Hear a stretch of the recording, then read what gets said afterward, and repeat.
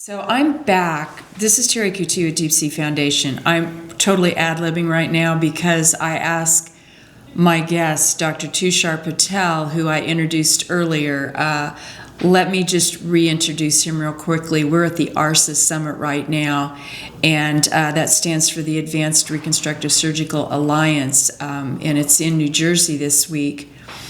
So Dr. Patel is part of this surgery group here in New Jersey, and I asked him a question about something a patient asked me about, which I knew nothing about. So I want him to tell us about it, and it's called Abdominal Cutaneous Nerve Entrapment. He knows way more about it than I do. But to the listeners, so many of you talk to me about you have pain with your scar, or you feel like there might be some nerve pain along your scar line when you have deep flap. So I asked him the question. He's going to tell you all about it now. It's not something everybody has, no. Right, Dr. Patel? To be clear. No, it's not a common problem. Right. You know, I can't put an exact percentage on it, but I would say in 100 women that we do DIP flaps on, you would probably get maybe 10 or less that would probably have some sort of symptom from this cutaneous entrapment.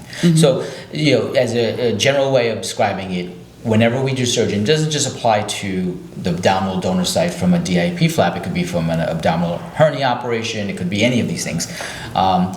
Certain nerves, cutaneous nerves, which supply sensation to the abdominal wall, the skin, the groins, the upper thighs, those types of things, can get cut.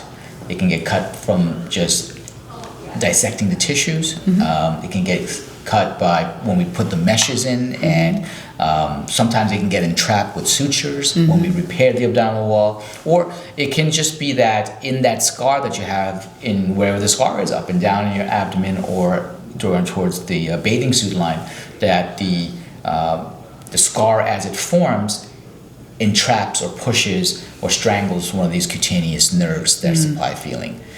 And it can be quite debilitating because these nerves feel like trapped and they keep shooting out, you know, fibers and synapses, and they cause pain. So we see that quite often, and it could be anywhere on the abdomen. It could be along the scar, it could be not along the scar, and they can be challenging to diagnose and to find exactly where these nerves are. Yes, I get the impression that in one instance, a woman went into the ER and they didn't know what was going on.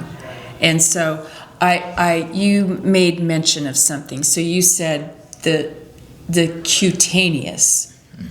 Okay, so tell us where that's located. When you're, you know, if someone's just looking at their stomach, tell us about the cutaneous area so they know what that term means. So we have two terms that we use frequently.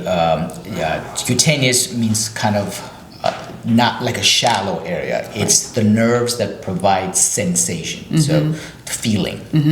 The deeper nerves, they're within the abdominal wall, they're much deeper below the skin. Those are more somatic, we call them. They don't provide feeling. They're responsible for triggering a muscle to work, or creating your intestines to kind of contract to get all your food out.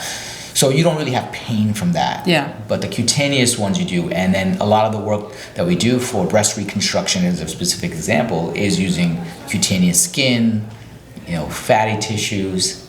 In the older days, we used to use muscles more, but now we don't use it as much. But we still go into the muscles to get the blood vessels and things like that. So my next question is then, what do you do to relieve the pain? What is the process of? So the first thing is we have to diagnose the condition. And what I mean by diagnosis, like the story can tell you, okay, I believe you have an entrapment of a cutaneous nerve. You know, we call it a neuroma usually, as a brief description. But where is this neuroma? Because these can be microscopic. They can be really small, where you need a loop magnification to see them. So you can't just go exploring and try to find these. So there's a simple way to test it. So I ask the patients, with the finger, point to where the pain is the worst. And if you have a neuroma or an entrapment, they'll always be able to point to the worst spot. And then we do a test where we inject lidocaine, which is a numbing medication, Yeah. in the area where they point to, wait 10 minutes, and then for the next 2-3 hours, they'll be pain-free. They won't have that pain anymore because we block the nerve. Or we have pain management doctors in our practice at Yes. ARSA. We'll have them do the block if it's a trickier location or they have to use an ultrasound so they don't hit anything that's vital. Yeah. But that's our diagnosis. Once we get that, then we can say confidently that, hey, we have a solution for you. We can do this surgery. We can go in, remove this neuroma, maybe take the nerve ending and bury it in the muscles so you don't get another one, and then kind of go from there. So it does require another kind of minor surgery, it sounds like, to repair it once it's diagnosed and recognized as... Yeah, it's an outpatient surgery, same day kind of thing. Yeah. Okay. It's not, but it does involve surgery. Okay. Wow. Spur of the moment things you learn at the ARSA Summit. So thank you, Dr. Patel, You're welcome. for doing that with us today. I really appreciate it. Thank you. All right. That was fun. Uh-huh.